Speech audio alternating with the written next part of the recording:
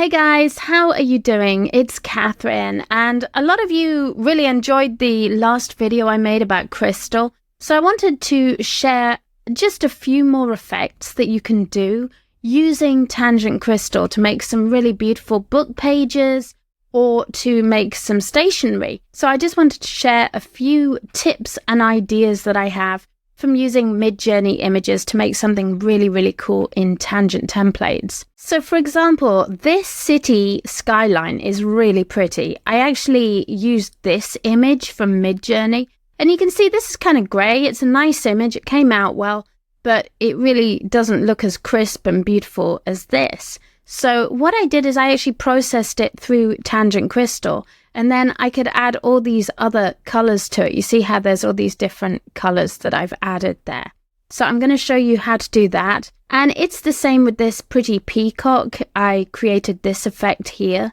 And also another thing you can do is add this background effect. You can see it looks like newspaper behind there. So that's another style I've done. And this is very similar. If you look behind here, there's like a collage image behind there. So I just wanted to show you how to get these effects.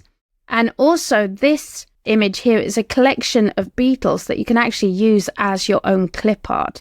And these also came from a Midjourney image that I made, inspired by the works of Ernst Haeckel. And I talked about that in our ChatGPT group as well.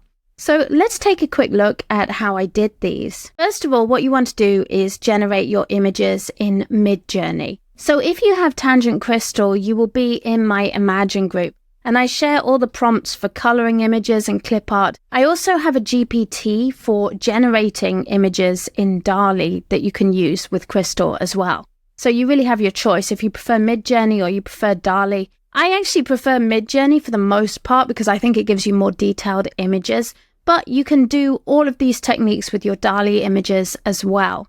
So let's go over to Tangent Crystal, and I'm going to upload these images I want to work with. So what have I got? 5 images here. Great. So I have these newspaper images. So I'm just going to turn the brightness down a bit on that. And you can see that looks really like a print of newspaper. So that's great. I'm going to download that. And then I'm going to go to the next one. Again, turn the brightness down a bit so there's a bit more color in that. And I'm going to download that. Then the peacock.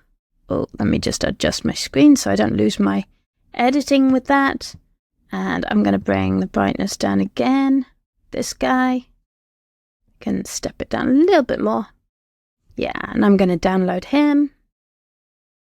There's my city skyline. Again, bring the brightness right down, download. You can see how quick it is to crystallize these images. So I'm just going to do that. There we go. There's our bugs. So now I have all those 5 images saved to my computer. So I'm going to go over to Tangent Templates and add a new blank page that we can work on. And then I'm going to click Uploads and upload those images that I just crystallized.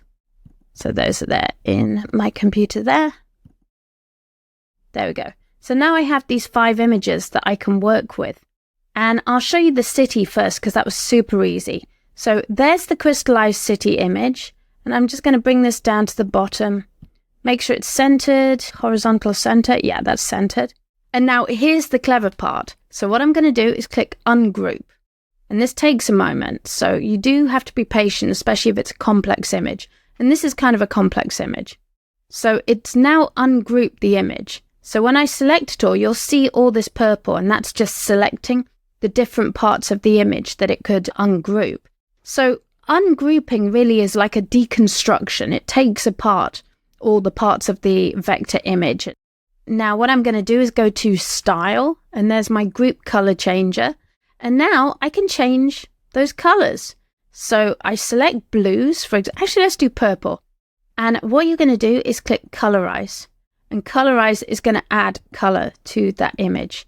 And if you're not happy with the way it's done it, you can go back to the group color changer and you can do random to try different random effects. So it's going to pull random colors from this palette when you click random.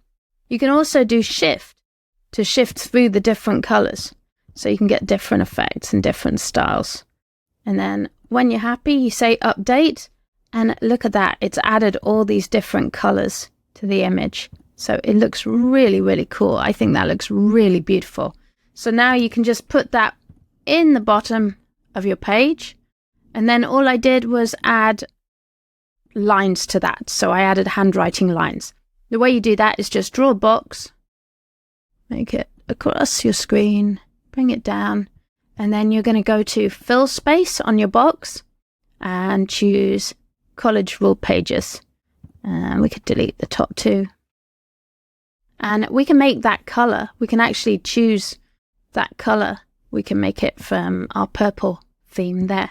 And so that's how you make a really nice stationery look like that. And if you're not happy with something, like you don't like that color in the bottom, you can actually go and start changing the colors here, and you can make them darker. That one. Change it to that. Change this one. So if you want darker colors, there you go. You can go and adjust the colors so they're all darker.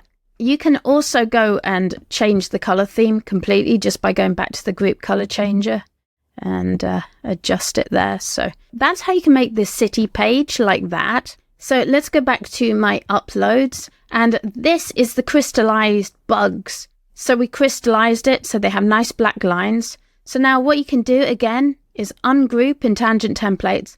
And this only works with vector or crystallized images. So just be aware you can't do this with PNGs. You do need to process the images through tangent crystal. So now what you can do is go in here and actually select one of these bugs. Now, sometimes they ungroup cleanly. That one ungrouped really nicely and cleanly. Sometimes they might have bits. See this one here, you can see there's like little bits selected there. So what you can do is just pull it out from the pattern there and then group it, and now you can move him around. And you can change the colors on these. You can add a border to them. So you could add like a purple border. That's not very pretty. Let's see, maybe that color. And you can up the thickness on the border so you can get different styles. Actually, that's kind of fun. So you could do different things like that with the bugs. And you can work with any other image as well. I've done like cat faces here. I just created these with Midjourney. So I just made a page of cat faces. So now let's take a look at these peacocks. So again, this was another Midjourney image. I'm going to open this up and go to my uploads again. And here's a peacock. And what you can do is stretch this across the bottom of the screen. If you're making KDP books, make sure that if you go into the margin, you have bleed selected and your images go all the way to the edge. If you're unsure about bleed, feel free to send us a message or ask in our KDP group and we can help you out. And again, select it all. And now you can go to the group color changer, pick a color, candy shop, random or colorize, whatever you want to do. And shift through it until you find a color combination that you like. And now we have something like that. And of course, again, you can use changer, the group color changer, and try different styles there. So you can randomize and shift until you find a combination that you like. So if we don't like that brown, for example, we can just go in and pick another color until it looks like something that we do like. So that's how you can create this really fun effect just by choosing a color palette and adding it to your image like this. And then for this one, let's maybe add some graph paper. So I've drawn a box and here's a shortcut. So you can say margins off and then we have this box selected. What you can do is go to the Arrange tab and you can make it full width of the screen and then we can make it go all the way down to the top of the peacock. And now what you can do is say fill space. We're going to make the lines and dots. Let's select this color so it matches. And then we're going to do fill space. And I'm going to do graph paper. There you go. That's how you can make some really fabulous graph paper. And you can do things like delete certain lines or shorten certain lines. So you can edit graph paper, change it around, add your own images to that. So it really is very, very flexible how you create it. Here's another example where I made the graph paper full page and then added this kind of watermark feature at the back. So the way you do that, if I take this image here, I'm going to select my peacock here. So I'm just going to select everything there and I'm going to group that. And now what I can do with this image is I can actually reduce the opacity right down. So you can see that's getting paler, that's getting lighter. So I'll delete all my graph paper. This time I'm going to draw my box. I'm going to move Peacock to the middle. I'm going to draw my box over the top. Here we go. Make it big. I'm going to make sure my box fills the page. I'm going to select graph paper. And that's how you can make your graph paper with a cool watermarked image behind it. So if you like, you can bring the opacity down a little bit more so it's fainter. There we go. That looks really, really nice. So there you go. That's how you can make some really beautiful graph paper. And of course you can do the same thing with dot grid. You can fill in the space to make dot grid paper, and you can make line paper like this as well. So you can add all these cool features to your stationery, make some really, really stunning stationery this way. So last I want to show you how I added some texture to pages like I did here and on this page here and also here. You see the texture in the background there. So I have these images that are like collaged newspaper print. So what you can do is select this image and then actually you don't need to ungroup it. You can just click group color change and then go pick a color theme that you like. And we've added some new color themes recently, so you can experiment with those. And what you can do is do colorize, and it will add different elements of the color from this theme to the image. So you can shift through them, try different looks, different styles. When you're ready, say update. And also you can change the background as well. I'm actually just going to use a background from this theme, so it looks nice, it all fits together. So make sure you have that selected. If you turn off your margins, you can go to the Arrange tab and just do full width and full height. And make sure it's in the center. And look at that, you have this really cool background. But what I would recommend, if you want to use it as a background, then I would recommend going to Style, Group Changer, and do a very subtle color like this, like vintage paper. In fact, I would make the background white like that. So now you have this really kind of subtle style, and in the Group Changer, you can randomize that. So it looks like that. And now, of course, you can go in and put anything you want over that. So you can make a writing page over the top. For example, if you want to make cursive paper. So I would pick a darker color. Let's see, dark blue. I'll pick that dark blue for the lines and dots. And then I'm going to go to fill space and make that cursive paper. And there you go. You have this really interesting effect. And of course, you can go in to the opacity in the background and just bring the opacity down. But a really fun way to create some interesting styling with your images. I'll show you another example with the other newspaper print. So let's see, I have this one as well. So what you can do, again, just fill up the space with it and use the group color changer. And I'm going to do, let's see, this delicate daydream. So I'm just going to pick colorize. And you can see it's added this really nice effect there. And of course you can change the background. So I can make it black and get that effect, which is pretty awesome. You can really explore this and see what different styles look like. Like, check this out. How cool is that? Like, it just gets a completely different effect when you do that. And now, I mean, you can add whatever you want to this. You can add a picture, you can add a box, and you can fill the box in.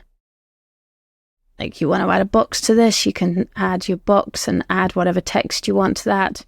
And this is great for making book covers or anything you can think of, really. So you have a lot of power with this to really just play around, create whatever you want with these styles and tangent templates. But yeah, that's how you can make a page like that. And I'm going to add just another quick box to this with some lines. So I'm just going to put that there, make sure it's in the center of the page, and fill space, And I can add some wide ruled lines. So that's how easy you can make writing paper that looks super, super awesome. So the tools I used were Midjourney. I created all these images in Midjourney. Then I used Tangent Crystal to crystallize them.